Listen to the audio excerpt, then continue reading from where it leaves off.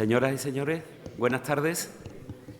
En nombre de la rectora magnífica de la Universidad de Sevilla, vamos a dar inicio al acto.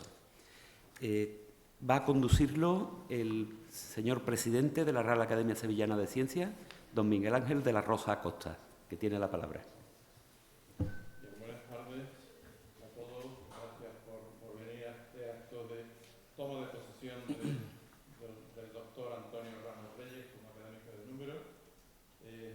Empezar dándole las gracias al vicerrector de Relaciones Institucionales de la Universidad de Sevilla, que hoy nos acompaña en representación de la rectora de la universidad, al decano de la Facultad de Física, por alojarnos en su casa, como siempre, y por supuesto el señor secretario de la Real Academia Sevillana de Ciencias. Bien, damos comienzo por consiguiente al acto de toma de posesión como académico de número del doctor Antonio Ramos Reyes, propuesto estatutariamente en Junta General celebrada el 4 de diciembre de 2024. A continuación, el secretario de la Academia, Enrique Fernández Cara, dará lectura al extracto del acta correspondiente al punto del orden del día en que se aprobó la propuesta.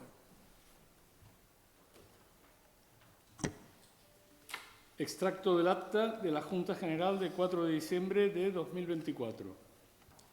En la sede de la Academia se celebra sesión de la Junta General en presencia del presidente y el secretario con el siguiente punto 4 en el orden del día. Propuestas de nuevos académicos. En este punto se incluyen varias propuestas y entre ellas las del doctor Antonio Ramos Reyes.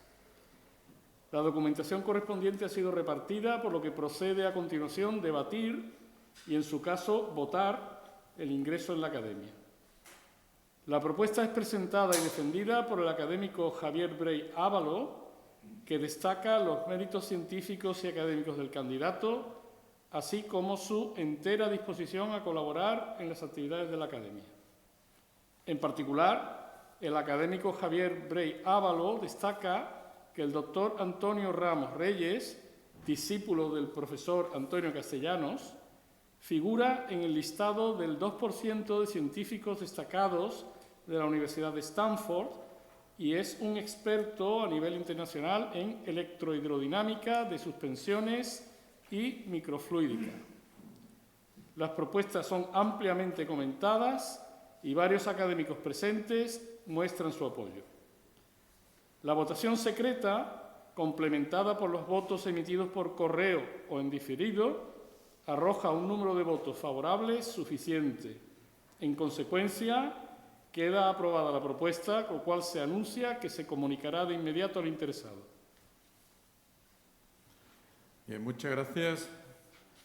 A continuación, ruego a los dos académicos más modernos presentes en la sala que tengan a bien acompañar al recipiendario hasta el estrado y a los asistentes que se pongan en pie para recibir al nuevo académico.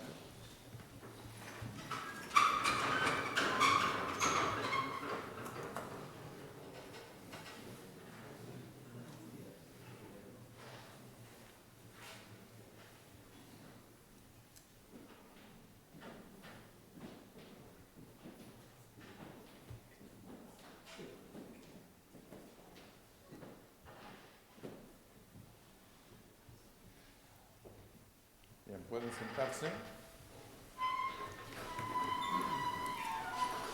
El doctor Ramos Reyes tiene la palabra para pronunciar su discurso. Muchas gracias. Excelentísimo señor presidente de la Real Academia Sevillana de Ciencias, excelentísimas autoridades, ilustrísimos señores y señores académicos, queridos compañeros y amigos, familiares, señoras y señores. Es para mí un auténtico privilegio entrar a formar parte de esta prestigiosa institución y tener así la oportunidad de aprender y colaborar con sus destacados miembros en los diversos campos de la ciencia. Agradezco sinceramente a quienes propusieron y me apoyaron mi nombramiento, con especial mención al profesor doctor Javier Brey Ávalo por su gentileza al aceptar responder a este discurso. Procuraré estar a la altura de esta distinción, participando activamente en las iniciativas de la Academia. Antes de comenzar este discurso, propiamente dicho, quiero expresar mi más profunda gratitud a quienes de una u otra forma han impulsado mi desarrollo profesional. En primer lugar, mi reconocimiento se dirige a mis maestros de la época preuniversitaria en el Colegio de los Salesianos de Cádiz y a los profesores de la etapa universitaria en esta facultad, que no solo despertaron mi interés por el conocimiento, sino que me enseñaron valores humanos fundamentales para el desarrollo como persona. Ya una vez terminada la licenciatura en física, mis recuerdos se dirigen a nuestro añorado maestro, el profesor Antonio Castellanos, quien fue mi director de tesis. Con su ejemplo aprendí lo fundamental de la tarea investigadora. Los que lo conocimos guardamos el recuerdo de su perseverancia y rigor científico, de su curiosidad entusiasta e imaginación, que transformaba cada problema en una aventura intelectual. Su legado científico y humano permanece en nuestra memoria. Agradecerles a todos los compañeros de nuestro grupo de investigación estos años compartidos de actividad universitaria.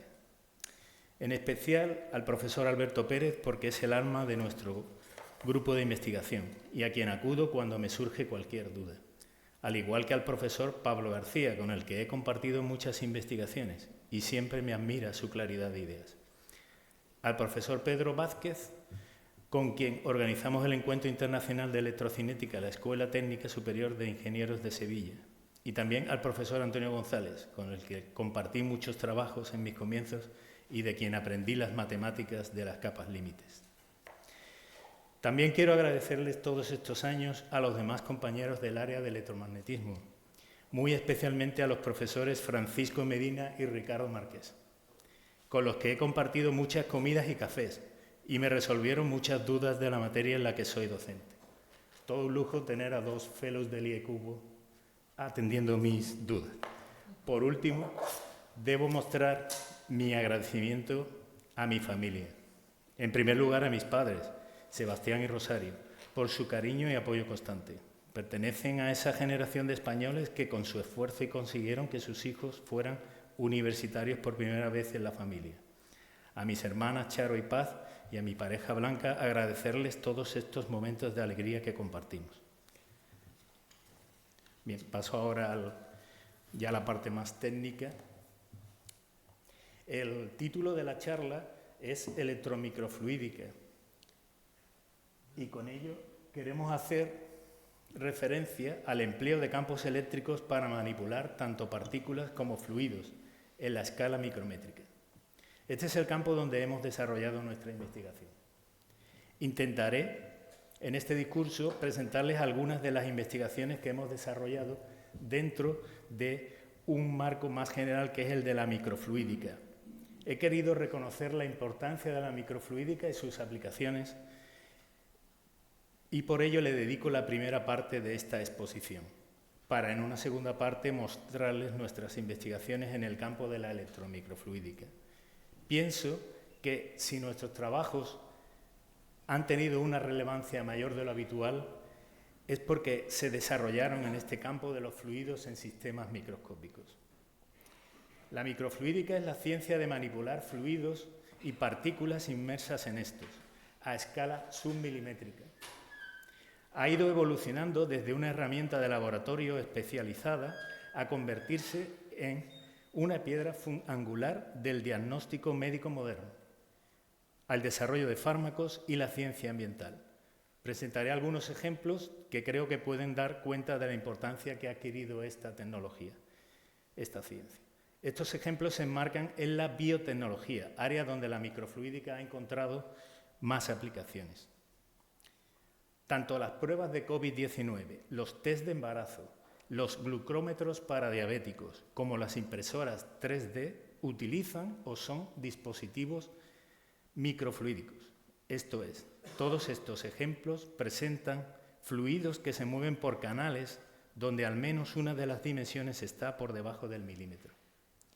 La manipulación de cantidades minúsculas de fluidos, desde microlitros hasta picolitros, a través de canales de tamaño microscópico, presenta una serie de ventajas en el análisis químico o biológico, como son reducir drásticamente el consumo de las muestras al usar pequeños volúmenes,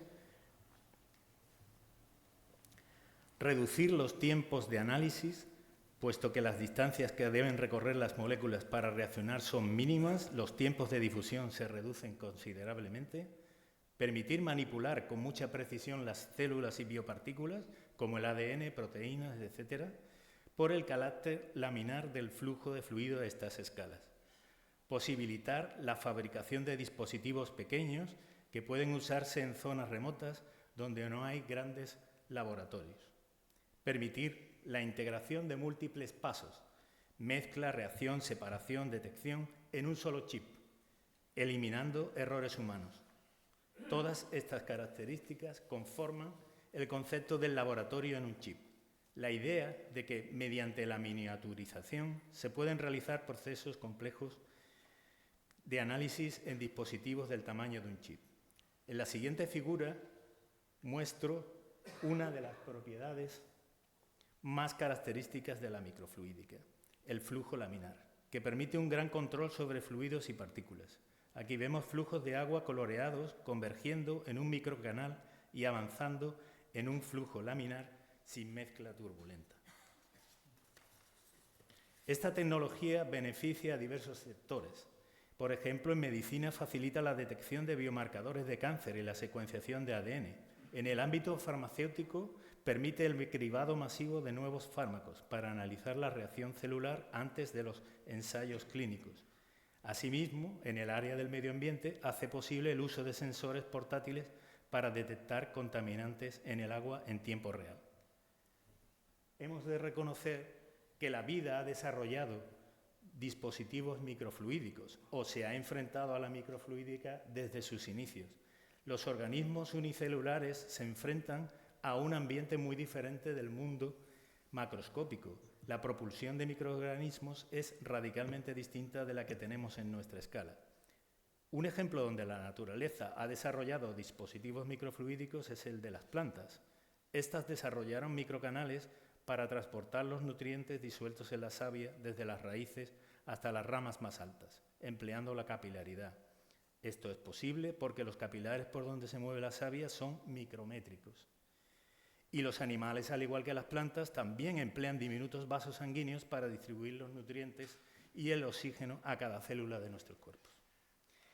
Podemos preguntarnos qué hace tan diferente el mundo microscópico de nuestro mundo macroscópico. Al reducir el tamaño del sistema, las fuerzas de superficies, las de tensión superficial, las de adhesión, y las fuerzas viscosas se vuelven dominantes frente a las fuerzas de inercia y de gravedad. Incidentalmente, las fuerzas eléctricas también se vuelven dominantes a estas escalas pequeñas. Podemos interpretar estos cambios mediante números adimensionales que expresan la razón entre las fuerzas en orden de magnitud. El número de Bond o de Otbos mide la razón entre la fuerza de gravedad y la de tensión superficial. Aquí ρ representa la densidad de masa y gamma el coeficiente de tensión superficial. Para valores típicos del agua, la fuerza de tensión superficial domina la fuerza gravitatoria si la longitud característica es menor de 2 milímetros, lo que da cuenta, por ejemplo, de la formación de gotas esféricas a estas escalas o de que no haya gotas de 1 metro. El número adimensional equivalente, en el caso eléctrico, llamémoslo número de Bond eléctrico, mide la razón entre la fuerza de gravedad y la de presión eléctrica, las fuerzas eléctricas. Aquí, epsilon por e cuadrado, donde es el campo eléctrico, es la presión debida a las fuerzas eléctricas. Para un campo típico de 1 megavoltio metro, por debajo del campo de ruptura del aire, la fuerza eléctrica domina sobre la fuerza gravitatoria si L es menor que 1 milímetro. Las fuerzas eléctricas, que son poco eficientes a escalas macroscópicas, dominan en la escala microscópica. La razón entre las fuerzas de inercia y las de viscosidad vienen dadas por el número de Reynolds.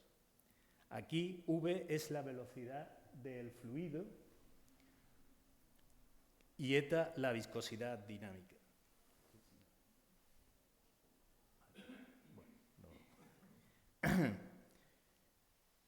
En microfluídica el número de reinos puede ser menor que la unidad o suele ser menor que la unidad y los vórtices asociados a la inercia no suelen estar presentes. El premio Nobel Edward Purcell nos describe en su artículo Life at Low Reynolds Number lo diferente que es el movimiento de objetos microscópicos de nuestra experiencia cotidiana.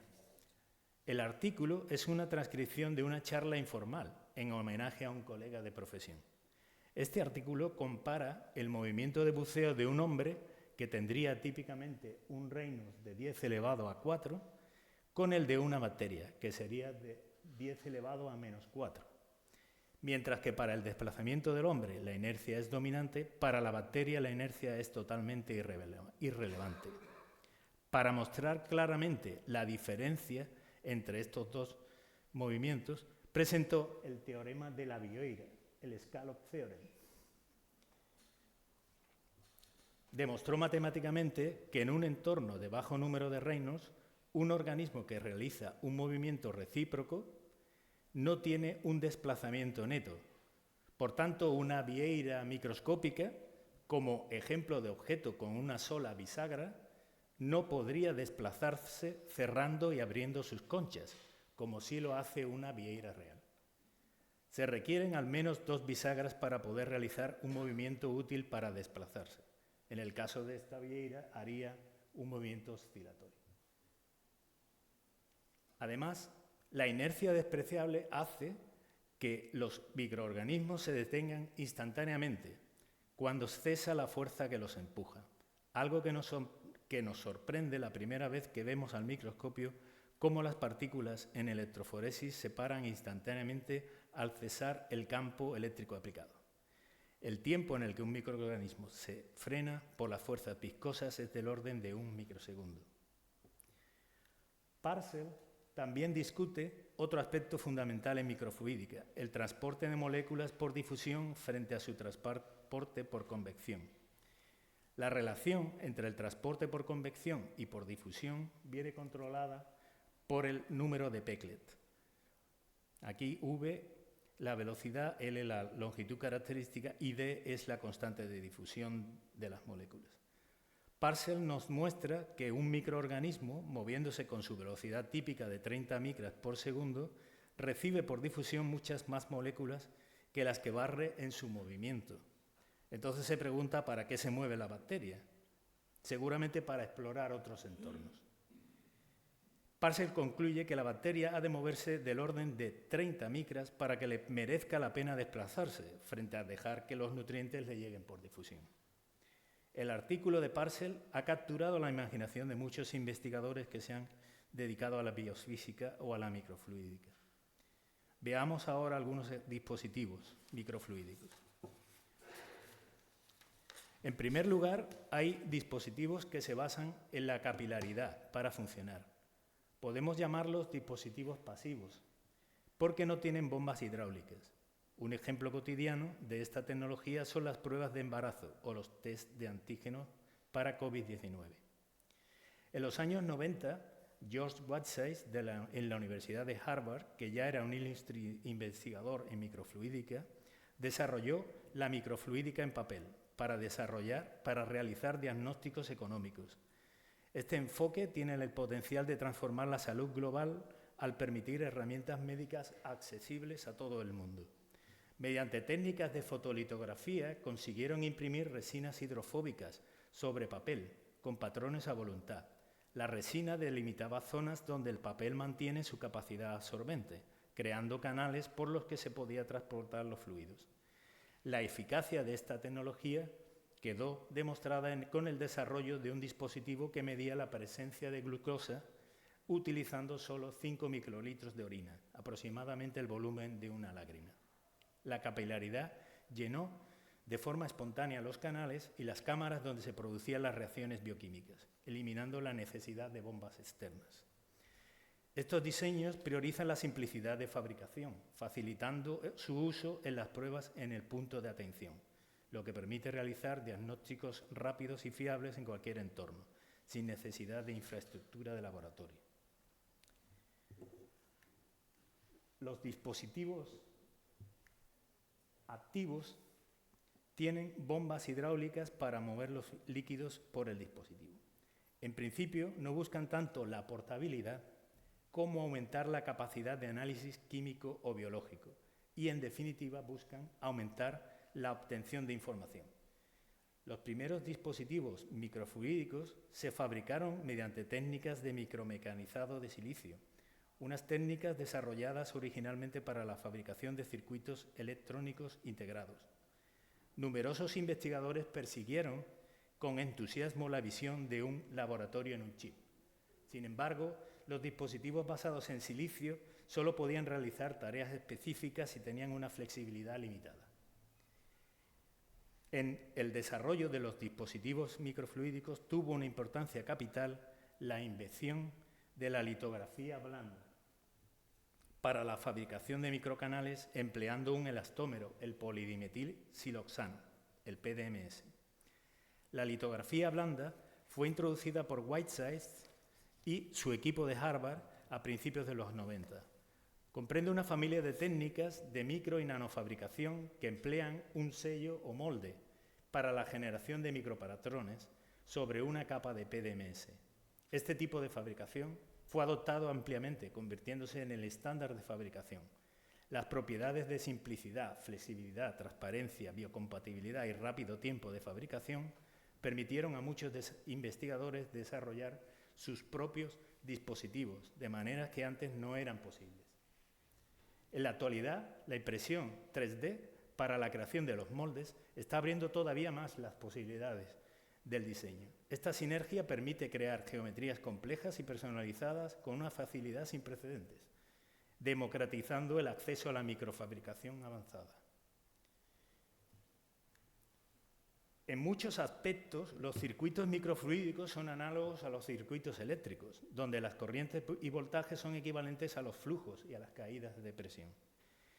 Para el desarrollo de la idea del laboratorio en un chip fue muy importante la invención de la válvula microfluídica, fabricada con PDMS. Faltaba el elemento no lineal. Esta válvula, inventada por Stephen Quake y Mark Unger en el año 2000, permitió la fabricación de circuitería microfluídica compleja. El grupo de Quake aprovechó las válvulas microfluídicas para automatizar y paralelizar en la microescala todos los protocolos imaginables de biología molecular, desde el aislamiento, la amplificación y el análisis de ácidos nucleicos hasta la clasificación celular y la cristalografía de proteínas.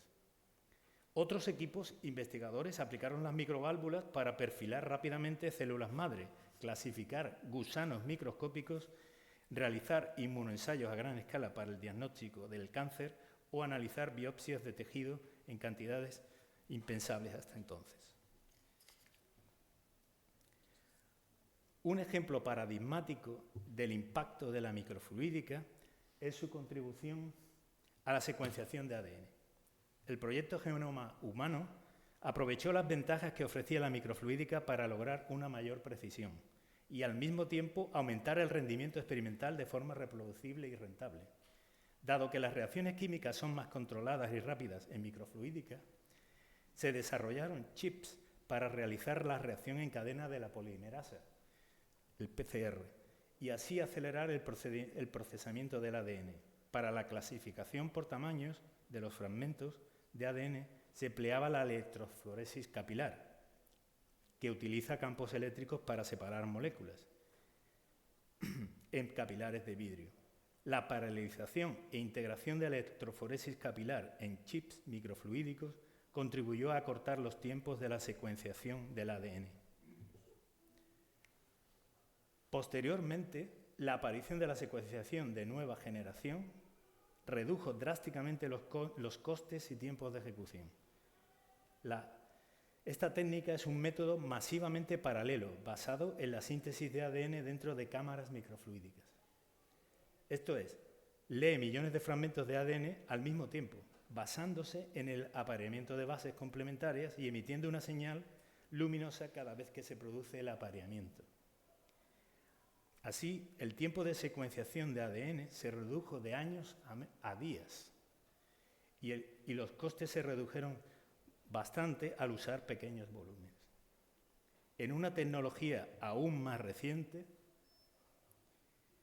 denominada secuenciación por nanoporos, las moléculas de ADN pasan a través de un poro de tamaño molecular. Aquí estamos ya en la frontera de la microfluídica, hemos entrado en la nanofluídica. Este método lee directamente la secuencia de ADN, al medir la corriente eléctrica que atraviesa el nanoporo, ya que la señal eléctrica depende de qué letra de ADN cruza el poro. Este método ofrece la ventaja de análisis en tiempo real y la portabilidad. Por último, un conjunto de dispositivos microfluídicos ha adquirido mucha importancia, aquellos que se basan en la generación de gotas. Se ha dado en llamar la microfluídica en gotas o digital. En estos dispositivos lo común es generar gotas de agua en un líquido invisible como el aceite, mediante técnicas de focalización de flujo. Como se muestra en la figura, el agua que viene por el canal de inyección es atrapada por dos flujos de aceite formando gotas. Se pueden generar a un ritmo alto, superando frecuentemente los centenares de gotas por segundo. Las gotas se emplean como recipientes de objeto de estudio. Así, por ejemplo, en el análisis químico, la microfluídica en gotas ha permitido acelerar la investigación al sustituir los tubos de ensayo y matraces por gotas que pueden combinarse.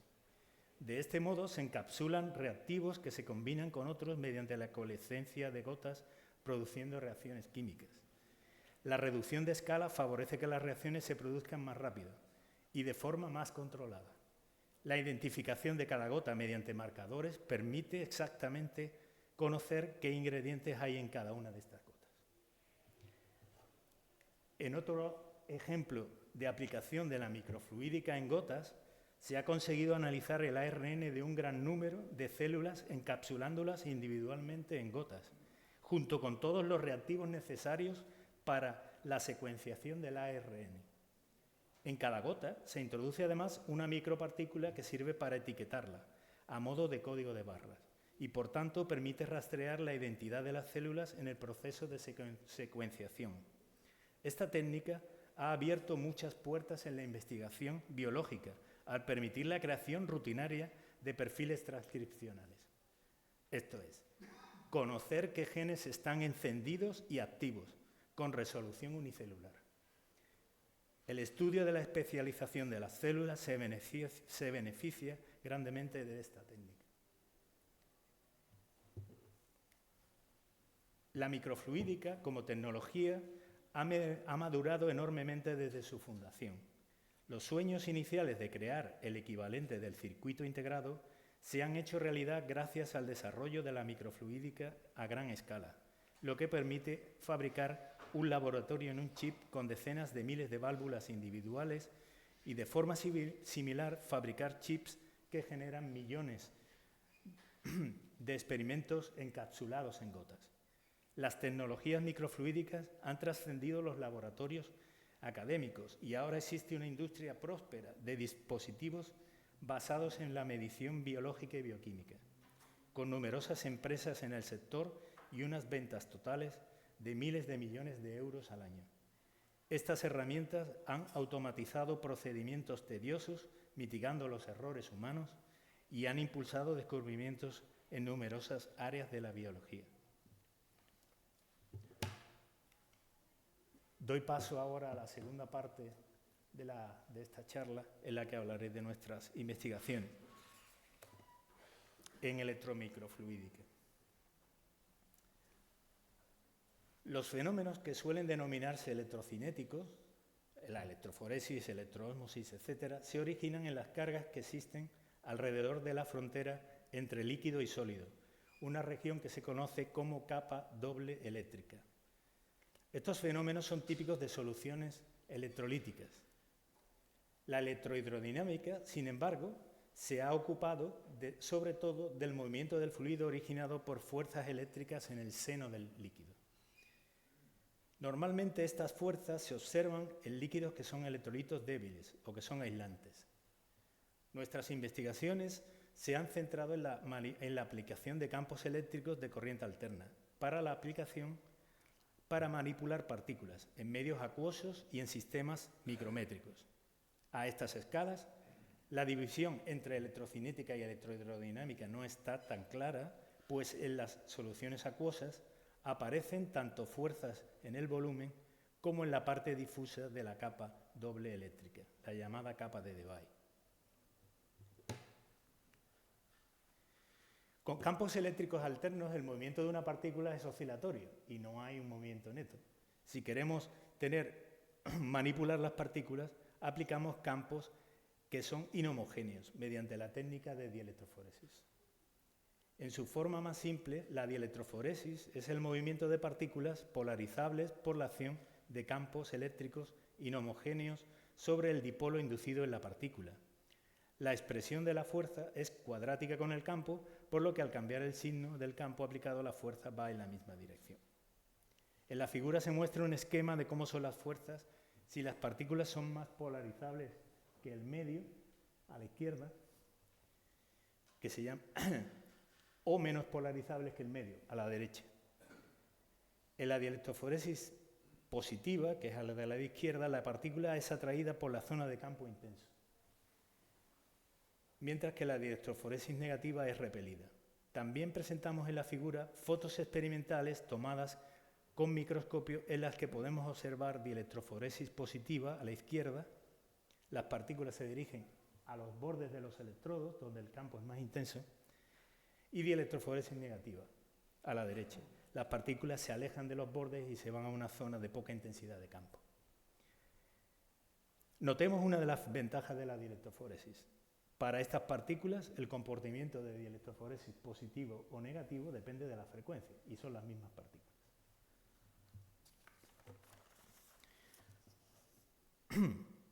El movimiento de partículas por dielectroforesis fue descrito por Paul en 1951. Años más tarde, demostró cómo las células vivas y muertas se mueven en diferentes direcciones en un campo eléctrico, lo que demostró una nueva tecnología de separación mediante dielectroforesis. Los campos eléctricos inhomogéneos necesarios para mover las partículas se generan utilizando geometrías de electrodos específicas, por ejemplo, enfrentando una punta a un plano. Los primeros trabajos utilizaban electrodos de gran tamaño, en la escala de los centímetros, pero estos requerían altos voltajes para inducir un movimiento útil de las partículas, por lo cual no eran posibles de usar en el agua, porque se generaría electrolisis. Durante la década de los 90, se produjo un gran avance al fabricar microelectrodos coplanares. Se consiguieron generar fuertes gradientes de campo y altas magnitudes con voltajes aplicados moderados del orden de 10 voltios. Estos primeros experimentos se consiguieron separar y analizar nanopartículas, incluyendo virus y ADN. Estos primeros experimentos llevaron a la observación de que los flujos de fluido impulsados por las fuerzas electrohidrodinámicas desempeñaban un papel hasta entonces desconocido en el control del comportamiento de las partículas. En este contexto, Hywel Morgan, del Reino Unido, contactó con Antonio Castellanos por su reconocido prestigio internacional en el área de la electrohidrodinámica. Gracias a una estancia investigadora que realicé en el verano de 1997, comenzamos a colaborar con el grupo de Morgan para intentar explicar el origen de los flujos electrohidrodinámicos.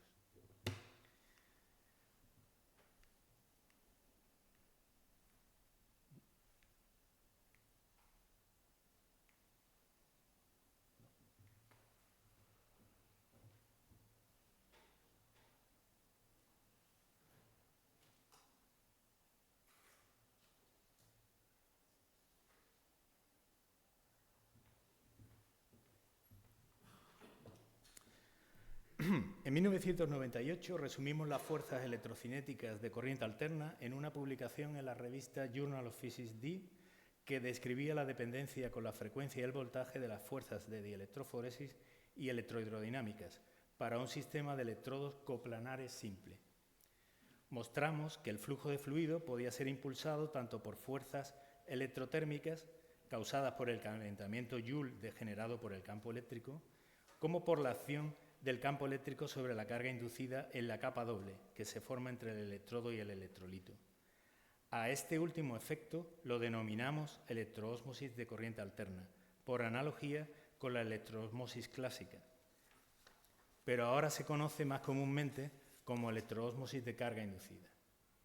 Entre 1998 y 2003 realizamos una serie de estudios experimentales y teóricos para demostrar cuantitativamente que los flujos de fluido observados eran efectivamente los flujos que habíamos entendido cualitativamente.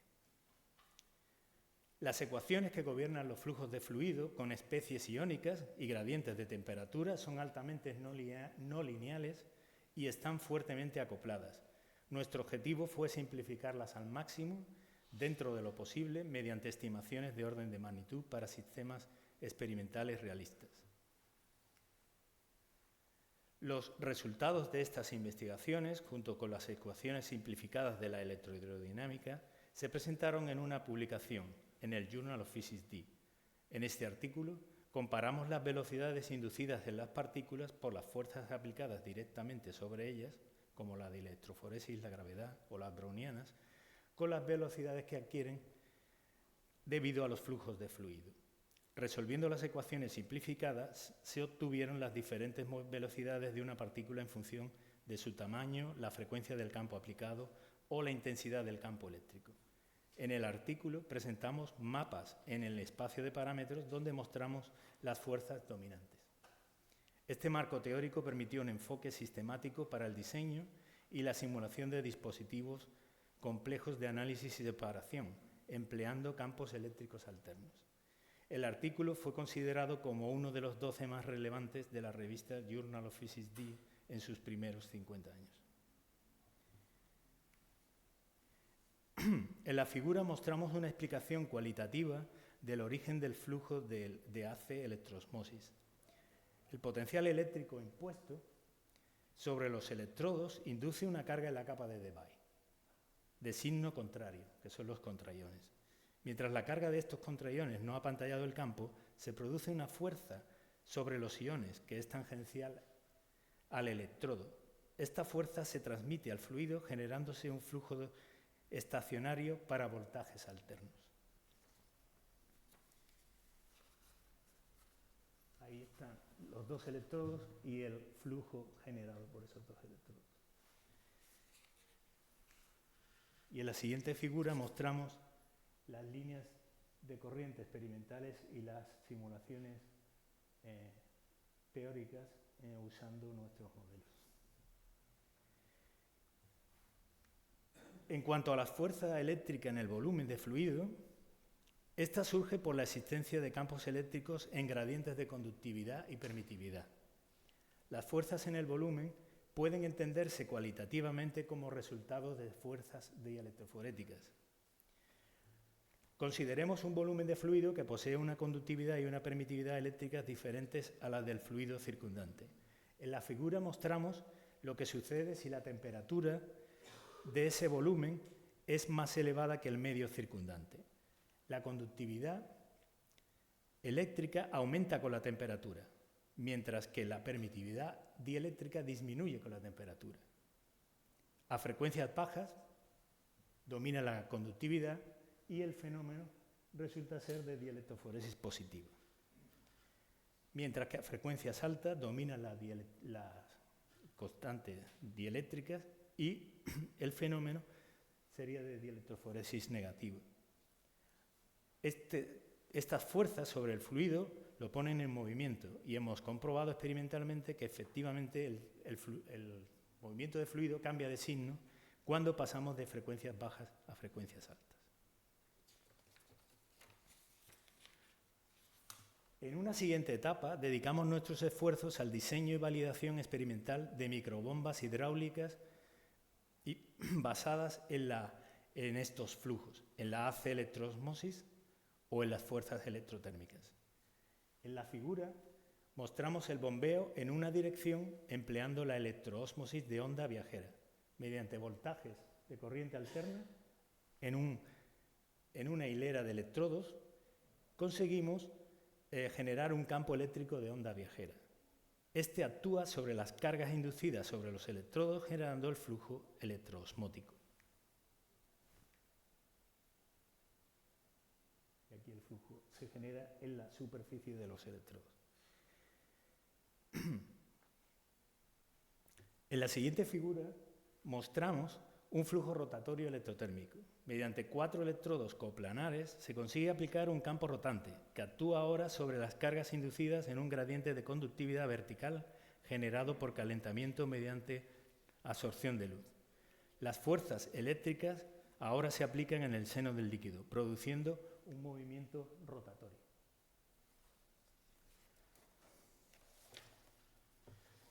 Posteriormente, estudiamos el movimiento de micropartículas metálicas por aplicación de campos eléctricos. Por ejemplo, en este caso estudiamos el movimiento rotatorio de nanovarillas de plata mediante campos alternos. Estas partículas se pueden mover tanto por las fuerzas dielectroforéticas como por los flujos electrosmóticos que se generan alrededor de ellas, ya que al ser metálicas se comportan como los flujos que hemos visto anteriormente, los flujos alrededor de los electrodos. El movimiento inducido por campos eléctricos de partículas metálicas ha recibido una creciente atención por la posibilidad de fabricar portadores activos capaces de transportar nanopartículas en los chips. Conocer las fuerzas sobre las partículas metálicas es también crucial para comprender cómo interaccionan entre ellas y cómo se agregan. El estudio de autoagregación de micropartículas es necesario para el desarrollo de técnicas de ensamblaje de abajo arriba, permitiendo la fabricación de microsistemas complejos a partir de componentes básicos simples. En la figura se observan agregados de nanovarillas de plata para campos eléctricos alternos de diferentes frecuencias. A frecuencias bajas domina la interacción por los flujos electroosmóticos y se forman bandas, aquí a la izquierda. A frecuencia alta domina la interacción dipolo-dipolo y se forman cadenas. Ya en los últimos años estamos dedicados a investigar el movimiento de fluido generado por campos de baja frecuencia sobre objetos o partículas dieléctricas cargadas. Estos estudios se originaron al investigar la separación de micropartículas en dispositivos con matrices de postes, bajo la acción de campos alternos. Los campos permiten controlar el tamaño de partículas que se desvían. Como ahí vemos, 3 bandas de diferentes tamaños de partículas. A baja frecuencia del campo, observamos flujos de fluido rectificados, esto es, estacionarios, que estaban superpuestos al movimiento oscilatorio de las partículas. Hemos conseguido explicar teóricamente estos flujos gracias a los conceptos de conducción superficial y concentración de polarización alrededor de objetos cargados. Cuando se aplica un campo a un objeto dieléctrico cargado, la conducción superficial hace que la concentración del electrolito cambie a ambos lados del objeto. Se produce una zona de vaciamiento de sal y otra zona de enriquecimiento de sal. Estas regiones de vaciamiento y enriquecimiento son análogas a las que hay a ambos lados de una membrana selectiva de iones. En las ecuaciones electrocinéticas, la aparición de estas concentraciones que se llamamos de polarización de la concentración introduce en términos no lineales en las fuerzas que generan flujos de fluidos rectificados. Estos flujos aparecen tanto alrededor de los postes aislantes como alrededor de las partículas que queremos manipular eléctricamente, las partículas dieléctricas que queremos manipular. Aquí vemos los flujos de fluido alrededor de postes dieléctricos de un tamaño de 20 micras de diámetro y aquí flujos de fluido alrededor de una partícula de látex de 3 micras. Los flujos se ven experimentalmente gracias a partículas trazadoras y a la derecha tenemos las líneas de corriente calculadas con los modelos. De pronto, muchas observaciones del comportamiento de micropartículas con campos eléctricos que no tenían explicación, podemos entenderlas cualitativamente. A saber, la repulsión de las partículas por las paredes en los microcanales en electroforesis. En este caso, las partículas se separan de las paredes debido a los flujos electrohidrodinámicos. O los comportamientos colectivos de las partículas sometidos a campos alternos. como aquí demostraron unos investigadores alemanes, que comprobaron que se formaban estructuras en zigzag y cuando introdujeron en las simulaciones numéricas la interacción electrohidrodinámica, comprobaron que efectivamente se aparecían estructuras en zigzag.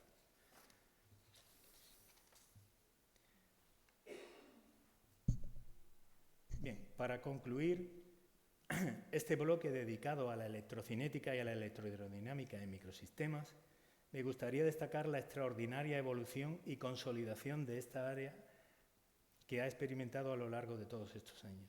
La tecnología del laboratorio en un chip a menudo requiere numerosas funciones sobre las partículas, como su separación, concentración, captura, detección, clasificación, que pueden realizarse con campos eléctricos alternos. En la figura mostramos un ejemplo de uso de la dielectroforesis para separar las gotas seleccionadas del resto. Este experimento fue realizado por un equipo de investigadores franceses y americanos. En la última parte hay electrodos que usan la dielectroforesis para separar las partículas que nos interesan del resto. La simplicidad de generar los campos eléctricos alternos empleando microelectrodos en los microcanales hace a la electrocinética con campos alternos particularmente atractiva para los investigadores en microfluídica. Bien, como epílogo, he de decir que nuestra trayectoria se ha forjado en el equilibrio entre la investigación teórica y la experimental. La electrocinética y, en general, el área de la dinámica de fluidos nos permite esta alternancia con cierta facilidad. Me considero afortunado al poder combinar estas dos actividades. Claro está que recorrer este trabajo, este camino teórico experimental, no es un logro individual, sino una labor esencialmente colectiva. Desde el buen funcionamiento del laboratorio hasta la optimización de ordenadores de alto rendimiento y de los programas, cada avance ha sido fruto del esfuerzo compartido por los miembros del grupo de investigación al que pertenezco.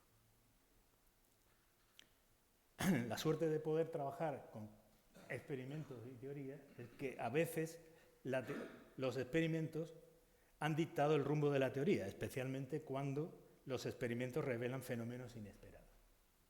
En esos casos, nuestra prioridad ha sido siempre alcanzar una comprensión fundamental del problema, diseñando experimentos y modelos que priorizan la sencillez sin sacrificar la esencia del fenómeno.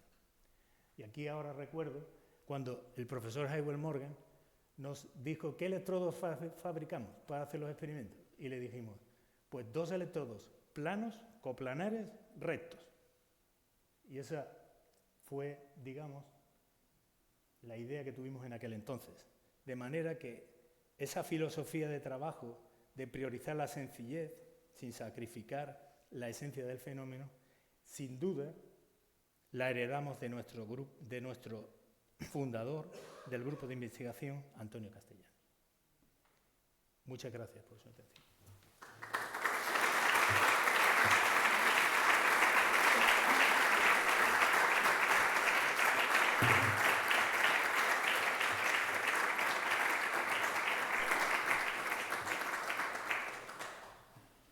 Bien, a continuación se va a proceder a imponer la medalla de la institución al nuevo académico.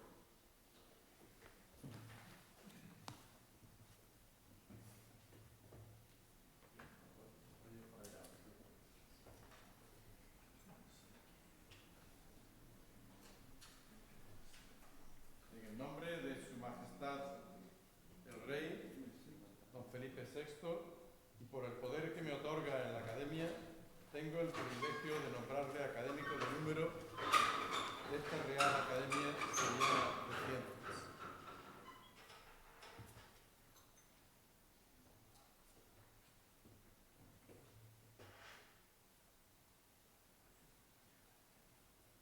Y ahora, a continuación, ruego al nuevo académico que preste promesa de su cargo conforme a lo establecido en la legislación vigente. Prometo, por mi conciencia y honor, hacer cumplir fielmente las obligaciones de académico, de número de la Real Academia Sevillana de Ciencias, con lealtad a Su Majestad el Rey y guardar y hacer guardar la Constitución como norma fundamental del Estado y el Estatuto de Autonomía. Un abrazo. Bienvenido.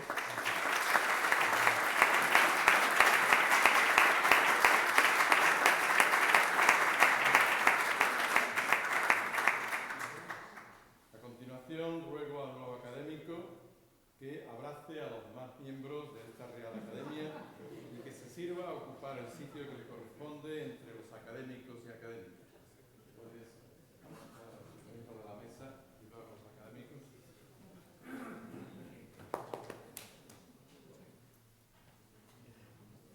Yo no soy académico. Bueno, puedes avanzar también. Tienes a tu decano y al vicerrector de tu universidad.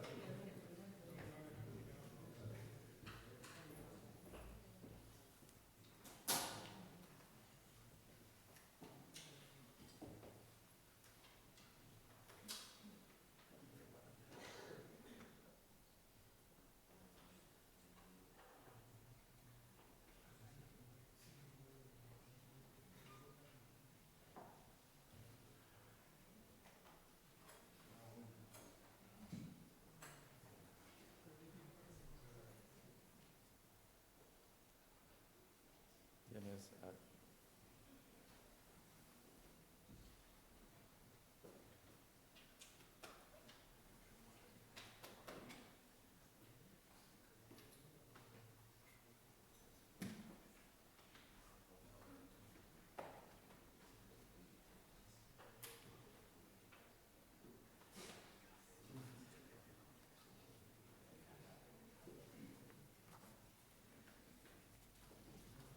¿Puede sentarse? Bien, ¿puede sentarse?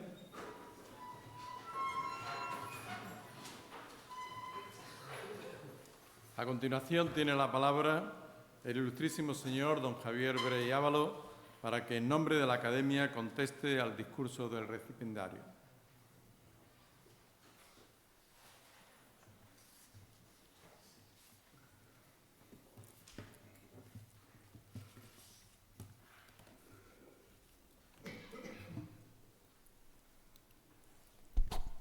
Excelentísimo señor presidente de la Real Academia Sevillana de Ciencias, excelentísimas e ilustrísimas autoridades, compañeros de la Academia, señoras y señores. Me corresponde a mí la responsabilidad y el honor de dar respuesta al discurso de ingreso en la Real Academia Sevillana de Ciencias de nuestro compañero Antonio Ramos Reyes. Como es bien sabido y se ha señalado muchas veces, no es el momento de enumerar sus muchos méritos que le han llevado a ser propuesto y aceptado como académico de número, sino de comentar sobre algunos aspectos científicos de su discurso. Pero antes de entrar en ello, hay dos comentarios que me gustaría hacer sobre puntos concretos de su disertación, que, en mi opinión, refuerzan muy positivamente nuestra decisión de acogerlo como académico. En primer lugar, el nuevo académico expresa su intención de participar activamente en las iniciativas de la Academia. Estoy seguro de que lo hará y que ello enriquecerá a nuestra institución. Ser miembro de ella no es solo una distinción, sino fundamentalmente un compromiso de ayudar en la consecución de sus objetivos y de cumplir nuestras responsabilidades ante la sociedad. El otro aspecto que quiero destacar es el reconocimiento que manifiesta a su mentor, Antonio Castellanos, tanto desde una perspectiva científica como personal y humana. Conocí bastante bien a Antonio y pude constatar sus grandes cualidades. Estoy seguro de que él también habría sido un miembro relevante de esta academia y me llena de satisfacción que alguien agradezca a sus mentores la ayuda que recibieron en su proceso de formación y a menudo su amistad con el transcurrir del tiempo. No es algo muy frecuente en nuestros días. La microfluida puede definirse como el área de la ciencia y la tecnología que se ocupa de los flujos de todo tipo que circulan en microsistemas, que son sistemas en los que al menos una de las dimensiones es menor que unas 500 micras. Es decir, puede ser entre dos placas, bidimensional, puede ser un tubo con tal de que una de las dimensiones sea menor que 500 micras. Para dimensiones menores que 500 nanómetros, o sea, que la milésima parte de lo que he dicho que es la microfluida, se habla de nanofluida, mientras que por debajo de los 10 nanómetros se entra en el dominio de las partículas o moléculas individuales. Ya no se puede admitir una descripción continua, sino hay que hablar de partículas. Para referirnos a un flujo en que todas sus dimensiones son mayores que en los microfluidos, o sea, macroscópicas, utilizaremos la expresión flujo volumétrico. Un ejemplo de sistema natural que presenta distintos tipos de flujos es el flujo sanguíneo del cuerpo humano. Mientras que las dimensiones de las venas y las arterias se corresponden a un flujo volumétrico, las arteriolas, los capilares y las vénulas constituyen microsistemas con diámetros en el rango entre unas pocas micras y unos pocos centenares de ellas. Otro ejemplo típico es un árbol, en el que se hace llegar agua y nutrientes a las hojas a través de un complejo circuito de cientos de miles de microcanales que van desde las 100 micras en el tronco hasta los 10 nanómetros en las hojas.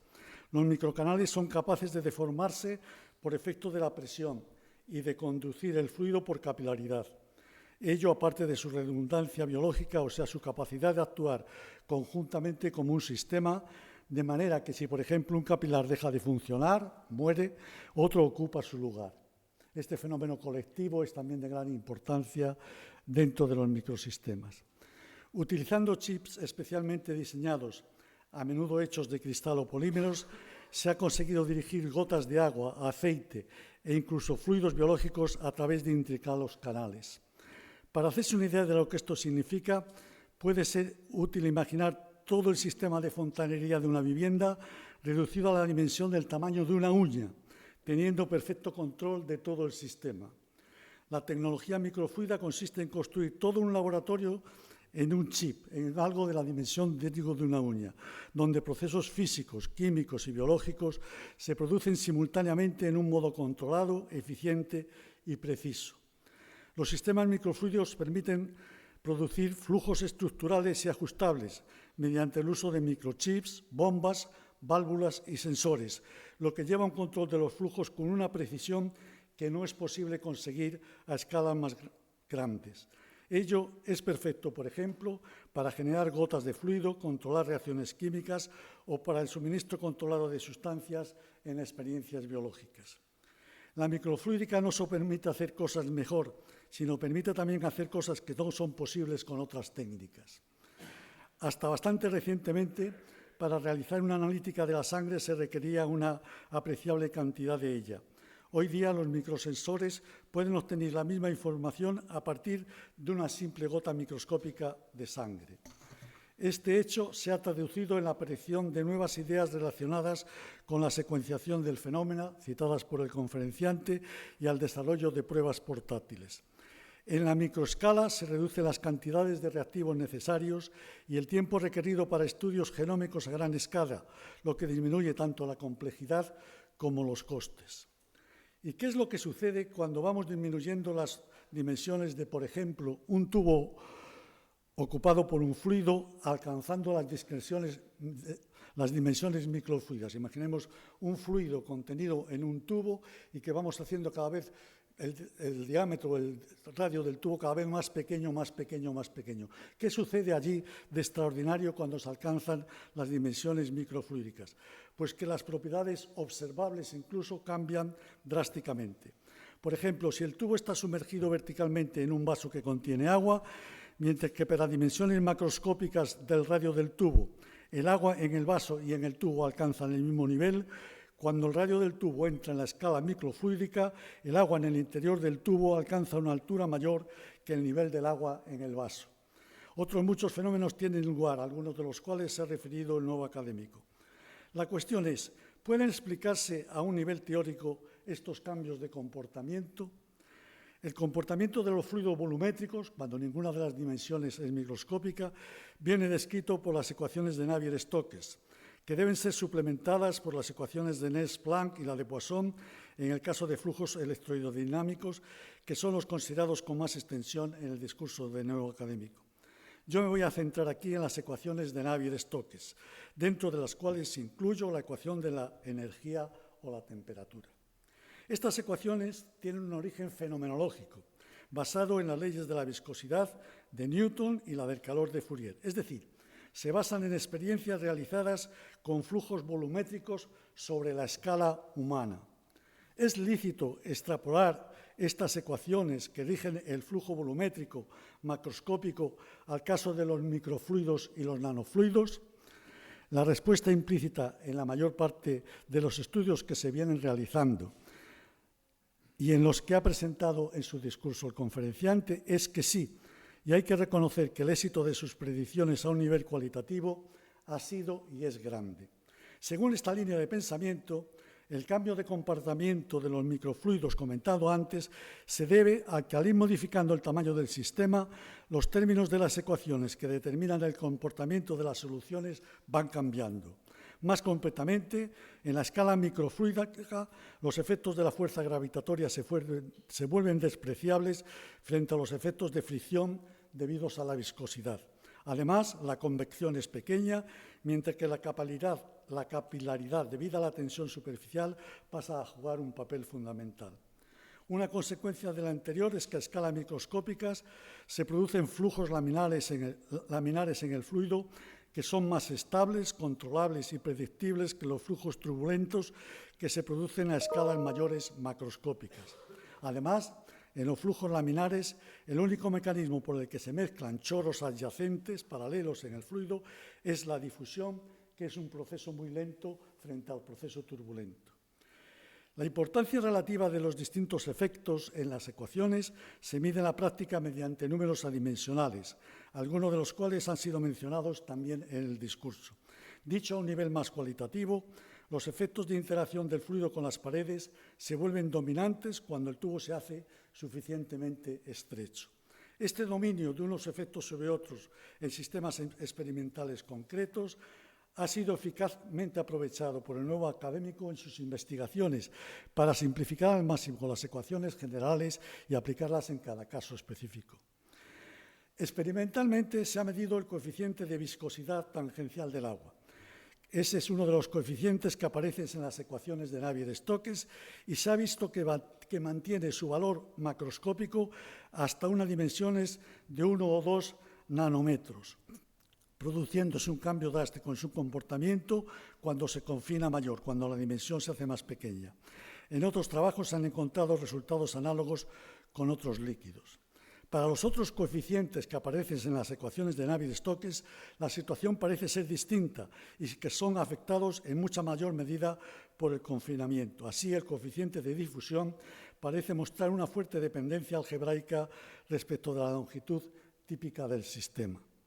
Hay muy pocos estudios experimentales con nanofluidos, es decir, con sistemas por debajo de los 500 nanómetros, debido a tanto a las dificultades de fabricación como a realizar medidas en ellos. Sin embargo, sí que existe un consenso en que una nueva y rica fenomenología surge en ese dominio. Hay varias razones para ello. Se sabe, por ejemplo, que en este régimen el fluido desliza sin fricción a lo largo de las paredes sólidas del canal y con ello indice tipos de flujos que no están presentes a mayor dimensión. También se ha demostrado que líquidos usuales pueden presentar estados inusuales de equilibrio cuando se les somete a confinamiento extremo. Para valorar la relevancia práctica de estos estudios, hay que tener presente el papel fundamental que juegan los nanoporos en los seres vivos, principalmente integrados en las membranas celulares y que son fundamentales para importantes procesos biológicos, dado que permiten el paso de iones, moléculas de agua e incluso de otras pequeñas moléculas. Desde una perspectiva fundamental teórica, la validez para el agua de las ecuaciones de Navier-Stokes hasta un nanómetro es totalmente inesperada. Para poner este resultado en contexto, notemos que esa distancia, un nanómetro, es equivalente a 3 veces el diámetro de una molécula de agua. Los experimentos y los razonamientos en que se basan las deducciones de las ecuaciones de Navier-Stokes parecen exigir escalas mucho mayores para la separación de las partículas y que su tamaño. No existe ningún argumento sólidamente fundamentado que justifique la validez de las ecuaciones de Navier-Stokes sobre distancias del orden del tamaño de las partículas, aunque es cierto que se han propuesto algunos argumentos de tipo muy cualitativo para el caso particular del coeficiente de viscosidad. Notemos que ni los experimentos ni el razonamiento a que nos hemos referido inciden directamente en la forma de las ecuaciones, sino en una consecuencia muy específica de las mismas asociadas con la viscosidad. No se debe, pues, sobrevalorar estos resultados en el sentido de otorgarles el rango de ser una validación de a la escala microscópica de las ecuaciones de Navier-Stokes. Hasta ahora me he restringido en mis comentarios a las posibles restricciones que sobre la validez de las ecuaciones de Navier-Stokes imponen las dimensiones del sistema. Pero existen otras restricciones que pueden ser también relevantes en los microfluidos. En concreto, para deducir las ecuaciones es esencial admitir que las variaciones espaciales, los gradientes técnicamente, relativos de la densidad, la velocidad y la energía del líquido son muy pequeñas sobre distancias del orden del recorrido libre medio de las moléculas. Este último, el recorrido libre medio, es una medida de la distancia media que recorren las moléculas del líquido entre dos colisiones consecutivas. En los sistemas macroscópicos esta condición se cumple con generalidad, con mucha frecuencia, pero en dispositivos microscópicos parece posible que se alcancen con sencillez grandes gradientes de los campos hidrodinámicos. Si ese es el caso, es necesario modificar en profundidad las ecuaciones de Navier-Stokes introduciendo nuevos térmicos. Eso llevaría asociada la aparición de una nueva, muy rica fenomenología. Como ya se ha dicho, las ecuaciones de Navier-Stokes para fluidos volumétricos tienen un origen fenomenológico, es decir, están basadas en observaciones experimentales. Sin embargo, es cierto que se han reobtenido también teóricamente a partir de primeros principios, considerando un fluido como un conjunto de partículas que obedecen las leyes de la mecánica bajo condiciones matemáticamente bien definidas.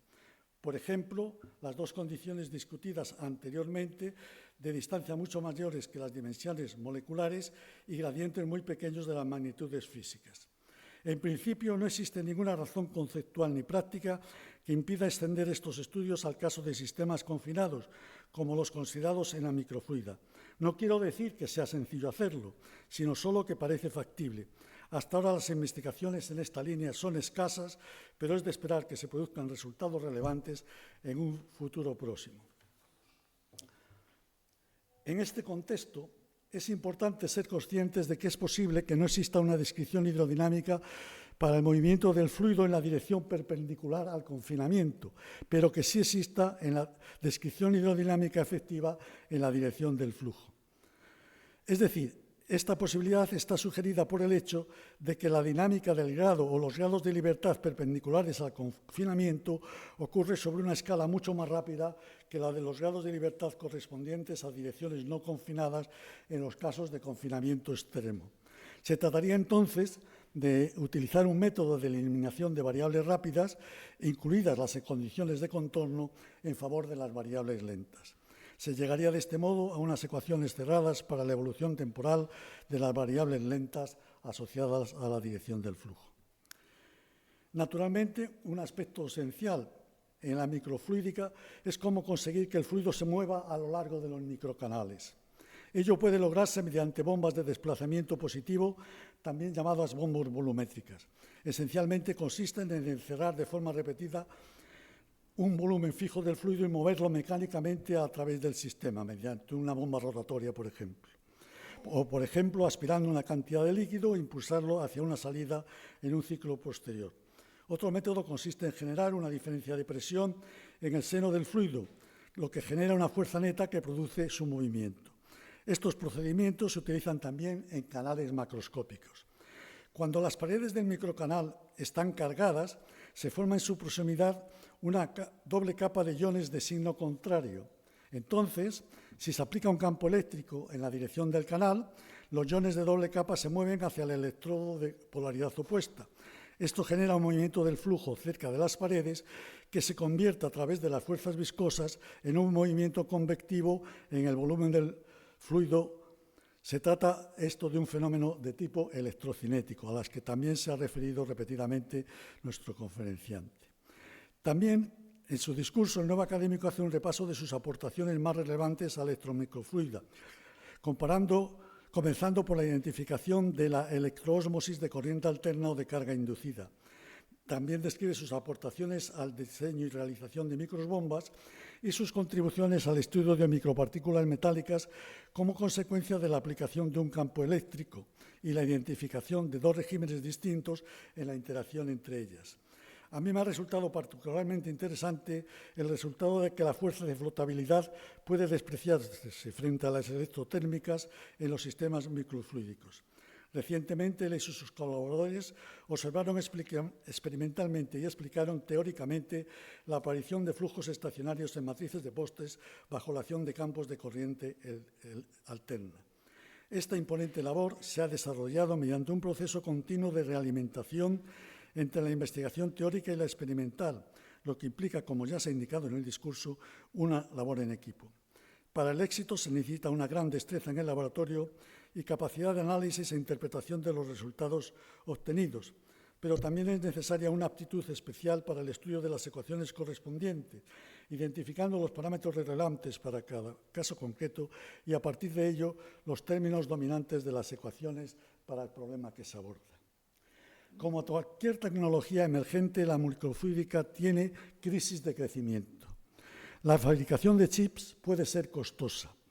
Pasar de su construcción en un laboratorio a una producción industrial es a menudo un reto importante, y trabajar con fluidos concretos o células vivas puede ser complicado.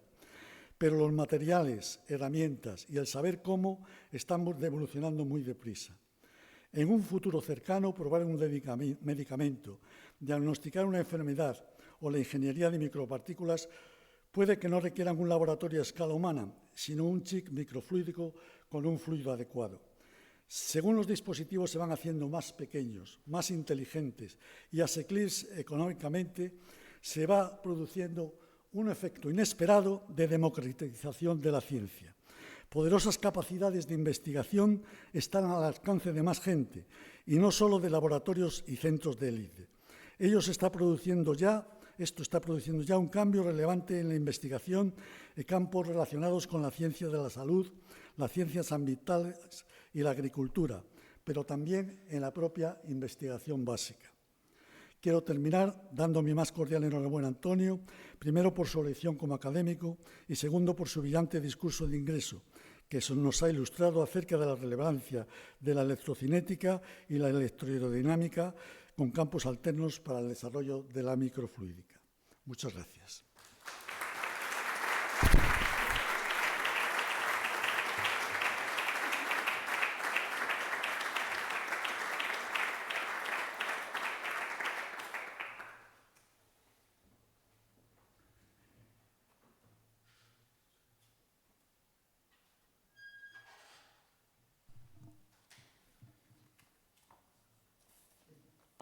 Vicerrector de Relaciones Institucionales de la Universidad de Sevilla, decano de la Facultad de Física, secretario de la Real Academia Sevillana de Ciencias, expresidentes de nuestra academia, exdecano, que veo por aquí, querido Antonio, académicos, señoras y señores.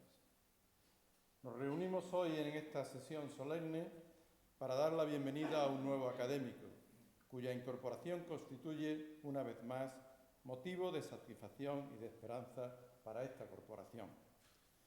El profesor Antonio Ramos llega a nuestra academia con una trayectoria científica de primerísimo nivel y además con la firme voluntad de participar activamente en sus iniciativas, como ya se ha señalado. Confiamos en que su experiencia, conocimiento y dedicación contribuyan de manera significativa al desarrollo de nuestra vida institucional. El académico que hoy ingresa es, además, el tercero en el transcurso de un solo mes, un hecho que refleja con claridad la extraordinaria dinámica que impulsa la actividad de esta academia. Renovarse significa abrirse a nuevas ideas, a nuevas energías y también, por supuesto, a nuevas responsabilidades.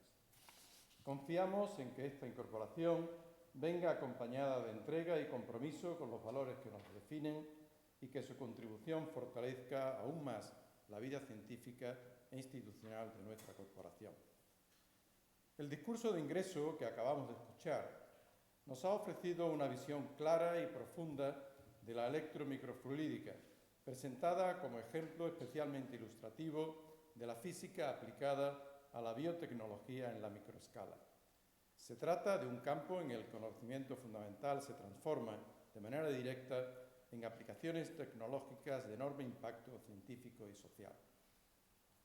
Como se ha indicado, muchos dispositivos que hoy forman parte de nuestra vida cotidiana, desde las pruebas rápidas de diagnóstico de la COVID-19 y de embarazo, hasta los glucómetros utilizados por las personas con diabetes, así como las impresoras de inyección de tinta e incluso las impresoras 3D. Todos ellos utilizan principios y tecnologías propias de la microfluídica.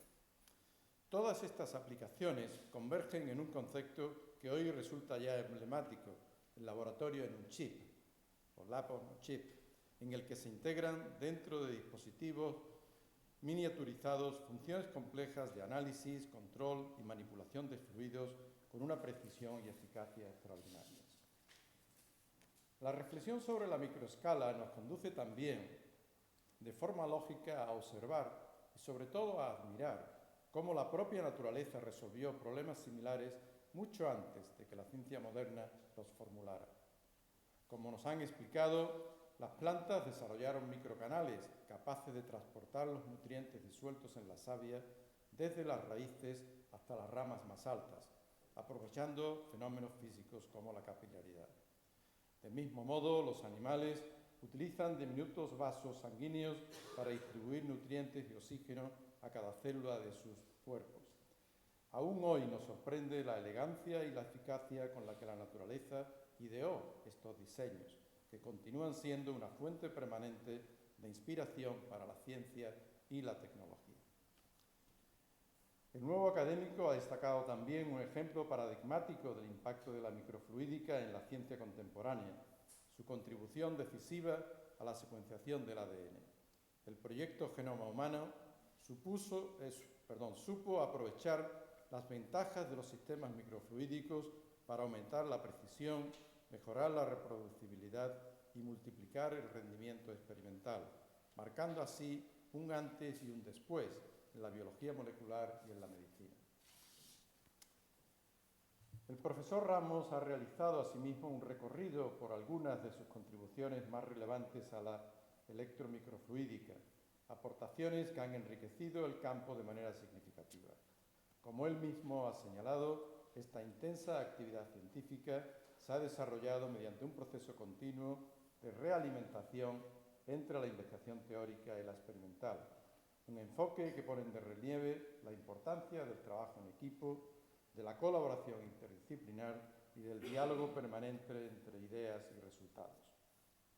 Quisiera, por último, destacar el magnífico discurso de contestación pronunciado por el académico Javier Brey, a quien agradezco especialmente sus palabras visionadas, cargadas de optimismo e ilusión.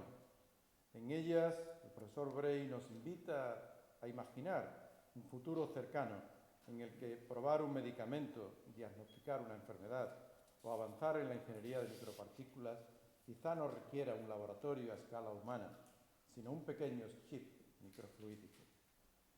Y sobre todo cuando nos recuerda que a medida que los dispositivos se hacen más pequeños, más inteligentes y más accesibles económicamente, la ciencia se democratiza, haciendo que capacidades de investigación extraordinariamente poderosas puedan estar al alcance de un número creciente de ciudadanos y no solo de laboratorios o centros de élite. Confiamos en que la dedicación y la participación activa del profesor Ramos contribuyan de manera decisiva a fortalecer la misión de nuestra academia, como es promover la excelencia científica, fomentar el pensamiento crítico y poner el conocimiento al servicio de la sociedad. Sea pues bienvenido. Esta academia celebra hoy no solo una brillante trayectoria científica, sino también un compromiso con el futuro común de nuestra institución. Muchas gracias.